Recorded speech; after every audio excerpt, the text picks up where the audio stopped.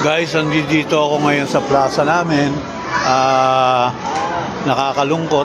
May dalawa akong kakilala rito na may, ayan, nakaburol. At yung isa pa ron. Yung isa, yung nasa loob ng kwarto, is may sakit. May sakit, namatay dahil sa karamdaman. Pero itong isa is, sad to say, is pinatay, binaril. Kaya dito naman sa lugar namin is pwedeng tinatawag na pagbuburol. Kaya nakaburol yung mga tao, papaalam lang.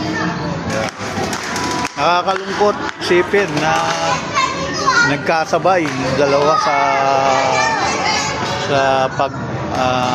yan, nung binurol dito sa lugar namin. At yung isa, sa linggo na to, ililibing. Yung isa, bago lang to, gabi lang to. Kaya, para sa akin, guys, siguro, habang nabubuhay tayo, gumawa tayo ng maganda para bago tayo mawala. Tapos may maiiwan tayong mga alalahanin na maganda.